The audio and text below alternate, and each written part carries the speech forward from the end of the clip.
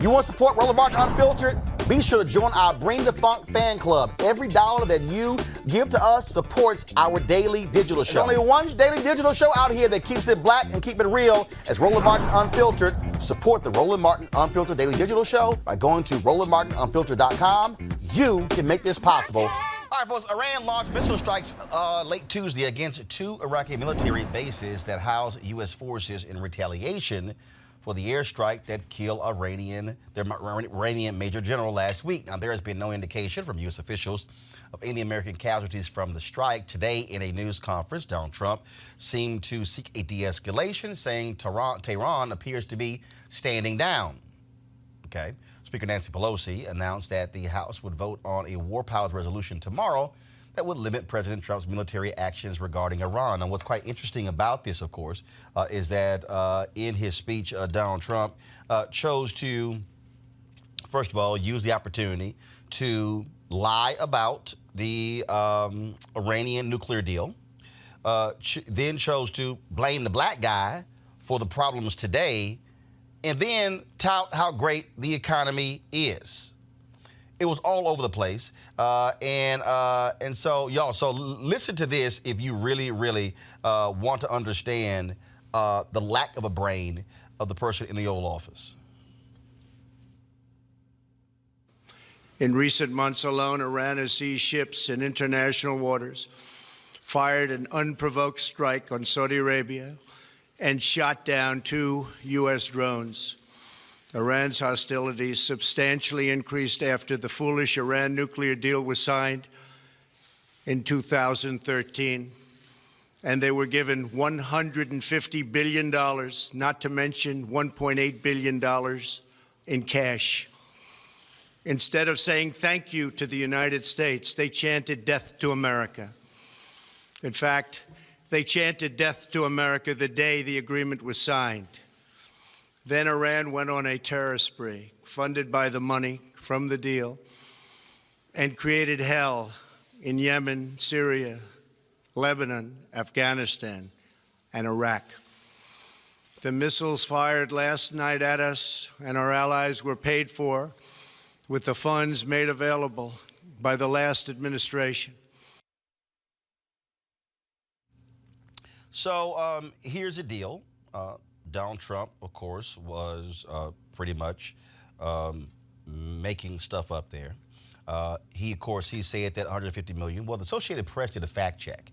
And this is what they say, quote, when Iran signed the multinational deal to restrain its nuclear development in return for being freed from sanctions, it regained access to its own assets. So the United States didn't give Iran $150 billion. This is the quote from the Associated Press. There was no $150 billion gift from the U.S. Treasury or other countries. Iran was allowed to get its money back. The $1.8 billion refers to a separate matter, also misstated or lied by the president going back to before the 2016 election. AP, a payout of roughly that amount did come from the U.S. Treasury. It was to pay an old IOU. In the 1970s, Iran paid the U.S. $400 million for military equipment that was never delivered because the government was overthrown and diplomatic relations ruptured. After the nuclear deal, the U.S. and Iran announced they had settled the matter, with the U.S. agreeing to pay the $400 million principal along with about $1.3 billion in interest. The $400 million was paid in cash and flown to Tehran on a cargo plane. The arrangement provided for the interest to be paid later. In Trump's telling, one cargo plane with $400 million that was owed to Iran has become big planes, 757s, Boeing 757s, loaded with $1.8 billion giveaway. Let's go to our panel. Monique Pressley, legal analyst and crisis manager. CJ Jordan, CEO, Jordan Management Group. Rob Richardson, he is the host of Disruption Now podcast, who joins us via Skype. CJ, why is he lying? I mean, why is he speaking the truth? No, he's lying. He's not lying. He is lying. No, when he not. says we gave them $150 billion, we did not give them $150 billion. Oh. Assets were unfrozen. Giving someone $150 billion and unfreezing assets, which is their own money, that's not giving. At the end of the day, it's semantics. And No. I want to do with the beginning of the day. No. At the end of the day, as I was saying, they got $1.7 billion. No. Now, hold on. First of all, hold on. Let's stop. That's separate. I just read that. Okay. I understand. I'm so not I just stupid. no. Let's first deal with the 150. Allow me to finish my statement. Let's deal with the 150 billion. I'm gonna come back to the 1.8 billion, Okay, go not ahead. 1.7. Go ahead. So let's deal with this here. Okay. We didn't give them 150 billion. Assets were unfrozen. The bottom line is whether you want to deal with assets unfrozen, it was still given to them by the U.S. government under the prior administration. So now, what did they do with that fluid cash? They bought additional military assets and used it within the region. Who did they buy it from? China, probably Russia. No, but where's the evidence they bought it? What are you talking about? They bought military equipment. The bottom line is No. I'm asking you. they circumvented the sanctions No. and bought Hold up. stuff. You just Yes, said they bought stuff. Where's Yes. the evidence of that? Our military. No, where's the proof? The proof is the spy planes that saw and the times that we intercepted equipment going into Iran. That's documented. Where are you getting this from? Read it, look it up. No, from where? The What's media. your source? The media. There were evidence. Look, the media? Yes. Okay, which one? There's left-leaning media, CNN. No, where but show. Do you have a link? I can look it up and give it to you. Okay, I'm just trying to understand the proof here. Okay, Monique, when you listen to what he says, now all of a sudden he wants to blame Obama for this. Okay, saying that Obama or even previous presidents, they should have killed this Iraqi general. This is someone who has no understanding of what the hell is going on in Iraq or Iran. Right, because it's not that prior presidents didn't have plans and opportunity to take out this leader, and it's not like other countries didn't either. They chose not to do that because they knew that it would put them in a position that we're in now. But I don't expect anything different from this president. I mean, blame Obama is the only, blame Obama and destroy any semblance of any policy that was successful under President Obama. That's the only thing that he's interested in doing. And I'm surprised it took this long for them to try to start this conflict because he's surrounded himself with a bunch of war hawks that wanted to get it done. Rob, if you really want to laugh, and actually it's sad, to listen to Donald Trump decry the Iran nuclear agreement, and then say they should come back to the table to do a new deal.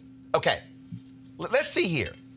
So you mean to tell me that the United States, along with multiple other countries, negotiated a nuclear deal to prevent them from developing a nuclear weapon for the next 15 years? Yep. Donald Trump comes in, tears that deal up, and then actually believes that Iran is going to trust him in a negotiation? After, of course, he killed. Does he think Iran is operating like the people who gave Trump the Taj Mahal in Atlantic City? Look, I don't know what Trump is thinking. This is what I do know, though. As was stated earlier, he likes to do everything to blame Obama for any problem that's happened. But he doesn't give Obama any credit for anything that's gone well. So you can pretty much know everything that has gone wrong for Trump. You can always go back to blame Obama. But you look at this Iran agreement, the agreement that you just talked about. It was a good agreement. The part he didn't like about it was that Obama was a part of it. So he decided he wanted to cancel it, didn't have a plan for what he wanted to do, and then wanted to figure out a way to change the subject. This is what this is about. No matter what anybody else says, he wants to change the subject from impeachment. He wants to change the subject from the fact that he has betrayed this nation and wants to have a conversation about war, Iran, anything else but what he's done, the crimes he's committed. That is why he's doing this. And I'll just say one final thing. You know, the present occupant of the White House, he doesn't deserve the respect to be called president. He doesn't reserve that. He doesn't respect that office, and so he's the present occupant of the White House, as far as I'm concerned. When you look, he does not trust the intelligence. The intelligence, every time the intelligence says something that he doesn't like, they're the deep state. They're after them. They're corrupt. Now we're supposed to believe him that the intelligence told him this, and we know that it's probably not true, because the one consistent thing I can tell you about the present occupant of the White House is that he's a liar. So Let's not forget the oil. go ahead. I was just going to say, I mean, this is the one war that since he was running for office, he was interested in. And it's interesting to me that Bolton's stepping forward now once he finally got his war, or at least the march up to it. But every single administration official at some point during their remarks said, and if Iran's not careful, they're going to lose some oil. And if this happens, we're going to get the grip on more oil. I mean, there's a point to this madness. And the way that it's done is reckless, and it's unfortunate and sad for the United States that human lives of our armed forces are not treated with more care for the ultimate sacrifice that they make in these circumstances. You want to check out Roland Martin Unfiltered? YouTube.com/Roland S. Martin. And subscribe to our YouTube channel. There's only one daily digital show out here that keeps it black and keep it real. It's Roland Martin Unfiltered. See that name right there? Roland Martin Unfiltered. Like, share, and subscribe to our YouTube channel. That's youtube.com/Roland S. Martin. And don't forget to turn on your notifications so when we go live, you'll know it.